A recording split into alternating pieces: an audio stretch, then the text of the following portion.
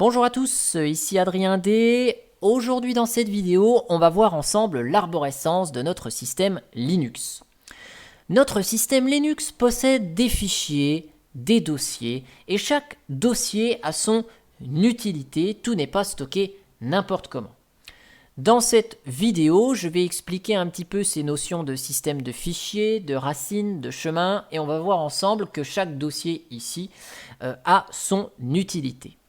Cette vidéo, elle m'a souvent été demandée, donc que vous soyez novice ou expert, vous devriez pouvoir avoir un grand nombre d'informations à peu près compréhensibles. Les plus experts d'entre vous y trouveront peut-être quelques simplifications exagérées, mais je souhaite que tout le monde puisse comprendre globalement ce que je souhaite expliquer à travers cette vidéo. Alors notre système de fichiers sous Linux, il est organisé, chaque dossier à la racine de l'arborescence, ici, a une utilité particulière. Quelle que soit la distribution Linux, à la racine, vous retrouverez les mêmes dossiers. Donc ici, je vous montre sur mon système, mais que vous soyez sur Debian, Ubuntu, Linux Mint, Fedora, Arch Linux ou toute autre distribution, vous devriez vous y retrouver. Alors on appelle ça une arborescence car schématiquement on part d'une racine comme la racine d'un arbre, on va parcourir le système de fichiers en allant de dossier en dossier, soit schématiquement de branche en branche, jusqu'à accéder à notre fichier, la feuille de notre arbre. Alors il n'y a pas d'arbre sans racine et tout chemin d'accès à un fichier dans notre système va partir de cette racine ici nommé / avec le symbole de barre oblique. Alors cette racine est à peu près comparable au C2 point de Windows, histoire de faire un grossier parallèle avec les systèmes Windows. Quand on part de la racine, puis qu'on parcourt les dossiers var, log, libvirt, qemu, on va arriver ici à un fichier vm1.log. Et ce fichier, pour y accéder, on a besoin d'un chemin. Il existe deux types de chemins. Vous avez peut-être déjà entendu le chemin relatif et le chemin absolu. Le chemin absolu, c'est le chemin qui va indiquer l'emplacement du fichier en partant de la racine. Donc ici, mon fichier vm1.log, son chemin absolu, c'est /var, /log, /libvirt, qemu vm1.log. Il existe également un chemin dit relatif, et le chemin relatif part de l'endroit où on se situe. Si je me remets ici dans var log libvirt, le chemin relatif pour accéder à mon fichier vm1.log, c'est qemu vm1.log. C'est-à-dire que j'indique uniquement les dossiers que je traverse, puis le nom du fichier à partir de là où je suis. Alors, je vais revenir ici à ma racine et on va parcourir chacun des dossiers pour expliquer un petit peu ce à quoi ils correspondent. Alors, notre racine, / ici, contient, elle, les répertoires principaux. Vous pouvez tout à fait créer d'autres dossiers que ceux qui sont présents ici par défaut, par exemple /données, /adrien, j'ai envie de créer ce dossier. Vous faites ce que vous voulez. Ici, je vais uniquement présenter les dossiers qui sont présents par défaut sur un système Linux et on va commencer par /bin. /bin pour binaries en anglais contient les exécutables essentiels au système utilisables par tous les utilisateurs. Par exemple, cat qui permet d'afficher un fichier est utilisable par tout le monde. bzip2 pour compresser un fichier, par exemple, peut être utilisable par tout le monde et ce sont des composants assez essentiels au système puisque on va avoir besoin régulièrement d'afficher des fichiers, de décompresser ou compresser des fichiers ou par exemple ici effectuer des copies grâce à la commande cp. Donc ça, c'est ce qu'on contient ce dossier /bin. Ensuite, on a /boot. /boot contient les fichiers qui permettent à Linux de démarrer. C'est là-dedans qu'on va retrouver le fichier du noyau, souvent appelé vmlinux suivi du numéro de version, ou bien Linux parfois, ou image parfois. On va retrouver ici le dossier Grub qui contient tous les fichiers de configuration du gestionnaire d'amorçage Grub. Vous savez, le petit écran que vous voyez qui vous permet de choisir sur quel système démarrer, Linux, Windows, si vous avez 2 systèmes par exemple, sur votre ordinateur. Et puis vous avez le dossier EFI qui contient le fichier qui va bien pour les ordinateurs et serveurs récents qui disposent de l'UEFI. Ensuite, on a le dossier /dev. Dev pour device. Et dans ce dossier /dev, vous avez un certain nombre de dossiers et de fichiers, mais qui ne sont pas situés physiquement sur votre disque dur. Ce sont des fichiers spéciaux qui sont là pour une représentation schématique des points d'entrée de tous les périphériques. Par exemple, si vous avez besoin d'accéder à votre disque dur, votre premier disque dur, ça s'appelle /dev/sda. Et donc, vous pouvez y accéder à travers ce fichier /dev/sda. Et donc, vous voyez que la taille est nulle parce qu'elle prend aucune taille physique sur le disque dur. Vous avez, par exemple, /dev/cd-rom, qui est le fichier qui vous permet d'accéder à votre lecteur de CD-ROM. Si vous avez une webcam, vous avez par exemple /dev/video0 qui permet d'accéder à la webcam. Ensuite, on a le dossier ETC. ETC pour Editing Text Config, soit fichier de configuration texte qui peut être édité. Et donc là-dedans, dans ETC, on va avoir tous les fichiers texte qui sont nécessaires à la configuration du système et des services. Par exemple, on va retrouver dans cron.d les fichiers de configuration qui concernent le service cron, qui est le planificateur de tâches sous Linux. Vous allez retrouver par exemple le fichier ici qui s'appelle fstab qui contient la liste des partitions à monter au démarrage du système. Le fichier groupe qui contient la liste des groupes et de quel utilisateur appartient à quel groupe. Ensuite, vous avez le dossier /home. /home pour Home Directory, c'est le répertoire personnel des utilisateurs. Et donc, chaque utilisateur a son propre dossier personnel. Ici, Adrien, utilisateur que je suis, possède un certain nombre de documents qui seront stockés dans le /home. C'est le fameux dossier personnel. Dedans, vous y stockez vos documents, vos images, vos musiques, vos téléchargements, ainsi que divers dossiers de configuration pour l'affichage, le thème que vous utilisez. Et il y a un dossier créé par utilisateur sur le système. Donc là, on a le dossier qui concerne l'utilisatrice Adeline, un dossier qui concerne l'utilisateur invité. Et chaque utilisateur n'a pas le droit par défaut d'aller voir ce qui se passe chez son voisin. Ensuite, on a le dossier /lib. Lib pour libraries, soit bibliothèque en anglais. Et /lib contient les bibliothèques partagées essentielles au système lors du démarrage, ainsi que les modules du noyau. Je m'explique. Ici, on a un certain nombre de fichiers .so, qui sont les fameux fichiers de bibliothèque, l'équivalent des DLL sous Windows. Et donc, par exemple, ce fichier libc.so.6 peut être utilisé par plusieurs fichiers exécutables, plusieurs programmes qui sont présents, par exemple, dans /bin. Et donc, plutôt que d'inclure dans le programme CP, dans le programme LS, dans tel et tel programme, toujours les mêmes composants, et bien ici, ils sont partagés et ils sont présents dans /lib. Et bien sûr, vous avez un dossier qui s'appelle /lib64, qui lui est la même chose que /lib, mais qui contient les bibliothèques pour les programmes 64 bits. Parfois, sur certains systèmes, on trouvera un /lib32, et donc dans ce cas-là, /lib contient les exécutables 64 bits et /lib32 contient les exécutables 32 bits. Donc ça, c'est le cas pour un système 64 bits qui peut exécuter des programmes 32 ou 64 bits. Ensuite, on a les deux dossiers médias et MNT. Ces dossiers vont un peu de pair puisque MNT et médias permettent de monter des ressources de manière permanente ou temporaire. De manière générale, dans /media, on va monter des ressources permanente. Typiquement ici j'ai un deuxième disque dur qui fait 2 téraoctets dans lequel je stocke des données. Eh bien j'ai monté ce disque dur dans /media/data. Je dispose d'une partition séparée sur mon disque SSD sur lequel je stocke des fichiers. Je l'ai monté dans /media/SSD.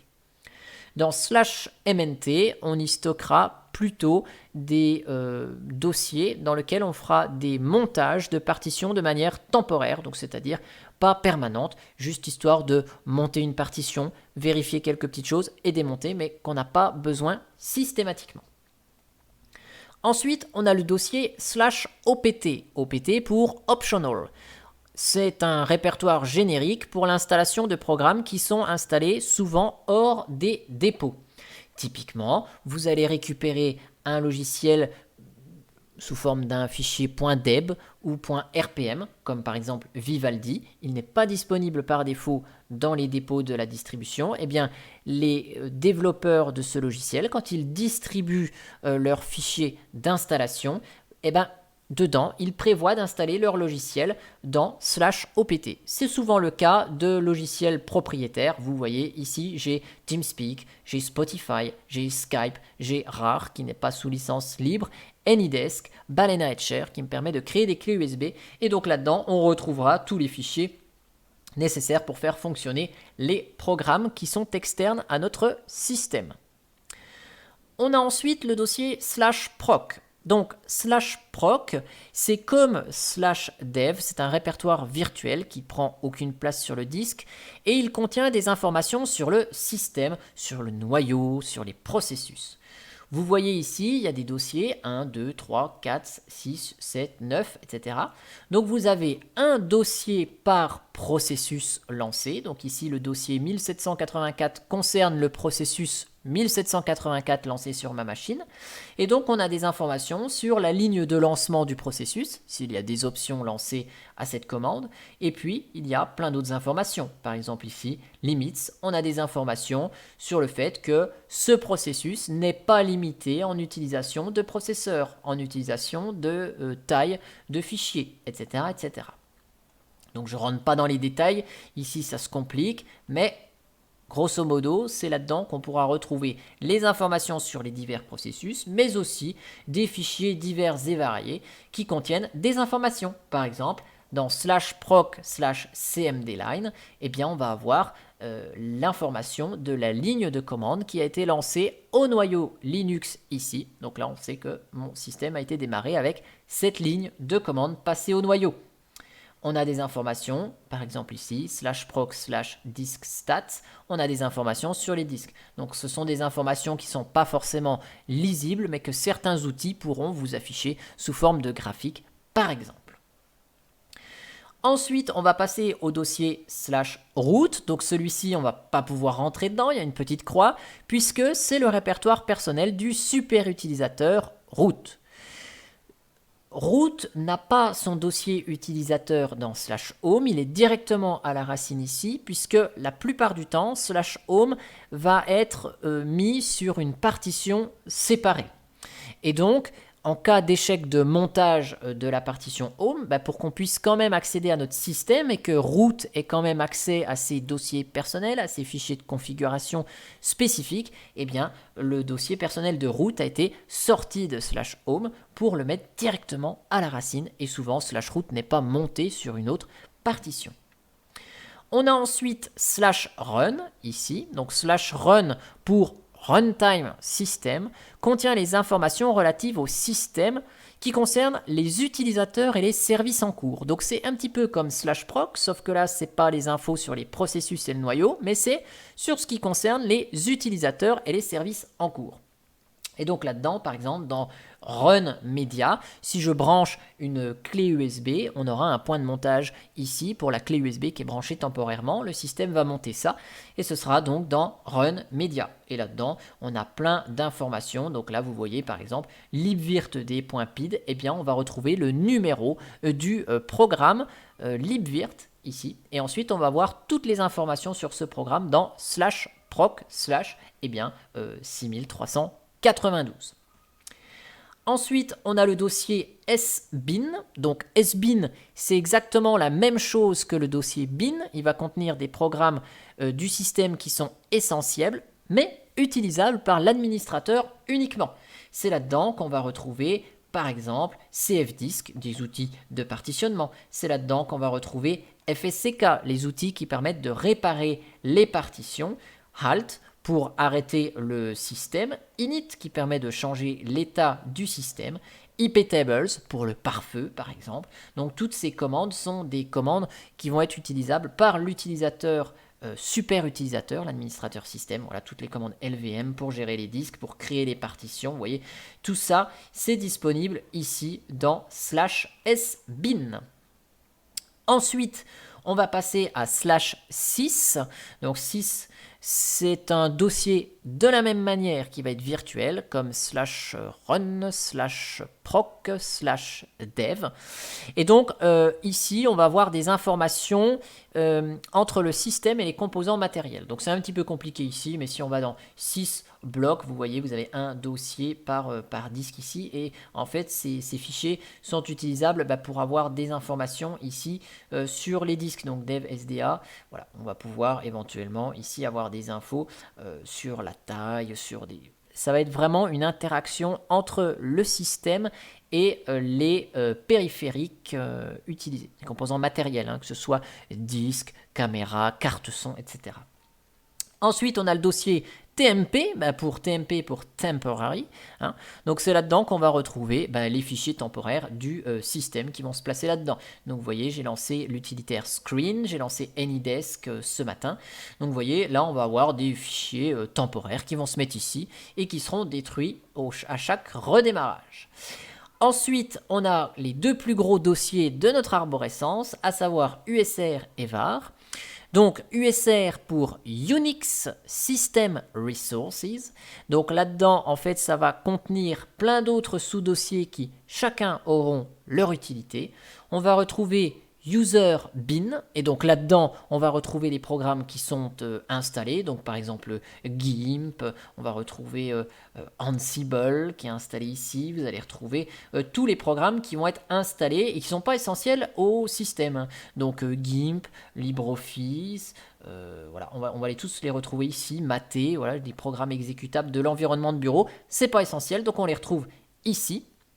Bien sûr, on va retrouver un user sbin, donc là c'est les programmes, les exécutables qui sont utilisables par l'administrateur système, mais qui ne sont pas essentiels. Donc là-dedans, par exemple, on va voir chpasswd, on a quelques utilitaires de ma distribution Linux, on a quelques utilitaires pour gérer des services, vous voyez, DHCPD pour obtenir une adresse IP, gérer des périphériques RAID. Donc vous voyez, tout ça, c'est des groupes, des fichiers ou des exécutables, pardon, qui permettent d'effectuer la configuration du menu de démarrage, grub, gestionnaire d'amorçage. Ça, c'est pas essentiel, puisqu'on n'en a pas besoin pour démarrer le système. Cependant, on a besoin pour administrer plus tard son système, et donc c'est placé dans USR sbin. On retrouve d'autres dossiers évidemment, USR ETC, on peut retrouver quelques fichiers de configuration mais c'est très peu utilisé. Vous avez USR lib et USR lib64, donc là on va retrouver dedans les bibliothèques partagées mais non pas des utilitaires essentiels au système mais des utilitaires qui sont installés dans bin et sbin. USR local, c'est là-dedans qu'on va installer les programmes qu'on va compiler nous-mêmes sur le système, donc c'est pas des logiciels hors dépôt, c'est pas des logiciels qui sont inclus avec la distribution Linux, c'est votre logiciel que vous allez vouloir compiler, installer depuis les sources. Vous allez pouvoir l'installer dans USR local, et dans USR local, on retrouve toute l'arborescence du USR normal avec bin, lib, etc. C'est là-dedans qu'on retrouve dans user share toutes les documentations, les pages de manuel, c'est là qu'on va retrouver les icônes. En fait, dans USR Share, c'est tout ce qui est indépendant de l'architecture, que vous soyez 32, 64 bits, ARM ou tout ce que vous voulez. On va retrouver les fichiers qui ne sont pas dépendants d'une architecture de fonctionnement. Donc par exemple, typiquement si je vais dans ALSA, par exemple, vous voyez ici on a des fichiers de configuration qui sont livrés. On a des choses ici. On va retrouver dans User Backgrounds, par exemple, les fonds d'écran. Donc typiquement ça, peu importe le système sur lequel vous fonctionnez, c'est pas dépendant du fonctionnement du processeur. Et dans USR SRC, vous allez retrouver eh bien, les sources des différents logiciels, notamment du noyau Linux, par exemple. Et on va terminer avec /var, qui var pour variable contient les données variables. Donc c'est là-dedans qu'on va retrouver ici, vous voyez, il y a une arborescence assez bien fabriquée ici. Donc dans var log, on va retrouver tout ce qui a trait au fichier de log, toute la journalisation, et on va avoir un dossier par service. Donc var log Apache 2, on va avoir les fichiers journaux du serveur web Apache. Var log libvirt, où j'étais tout à l'heure, on va avoir les fichiers de journalisation des événements sur tout ce qui concerne le service libvirt. Var log MySQL pour les bases de données. Ouais. Et on a certains fichiers qui sont à la racine, comme le célèbre var log message, qui contient toutes les informations du système. Et ici, on a var lib, par exemple. Donc var lib contient des données variables de certains services. Par exemple, c'est là-dedans qu'on va retrouver des données qui concernent libvirt, qui concernent MySQL. Alors, je ne trouve pas ici, mais c'est là-dedans qu'on va retrouver, si on a un serveur de base de données MySQL, c'est là-dedans qu'on retrouvera les bases de données, par exemple, par défaut. Et puis, j'en oublie peut-être un, ouais, vous avez var www, c'est là-dedans qu'on va retrouver les fichiers de page du serveur web, par exemple. Voilà.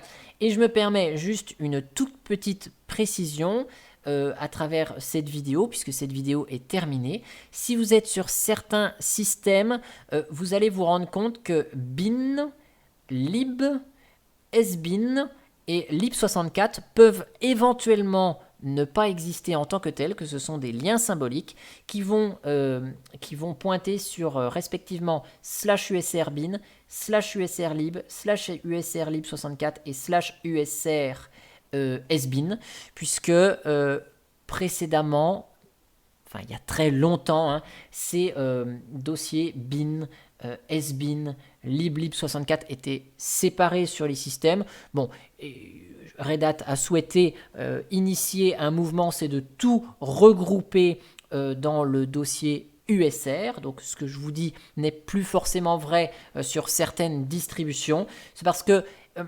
historiquement, /USR pouvait être monté sur une autre partition.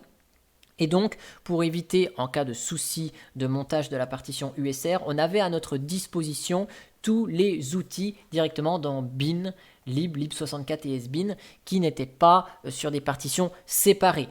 Maintenant, la taille des disques durs est tellement imposante et le partitionnement de USR n'étant plus spécialement à la mode, certaines distributions ont tout regroupé dans USR bin, USR lib, USR sbin et ont gardé ces fichiers par, je veux dire, compatibilité, par idée de compatibilité, mais ce ne sont, en fait, si vous cliquez dedans, ce ne sont que des liens symboliques qui fait que quand vous cliquez dans bin, vous vous retrouvez physiquement dans USR bin. Voilà, donc ça c'est la petite précision qui concerne certaines distributions Linux.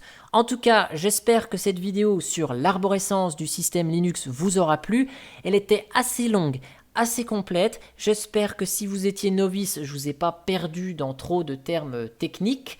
Si vous êtes expert, désolé si vous en attendiez peut-être un peu plus sur les explications. En tout cas, j'espère que cette vidéo vous aura quand même plu. Et moi, je vous dis à bientôt pour une prochaine vidéo. Allez, ciao, ciao!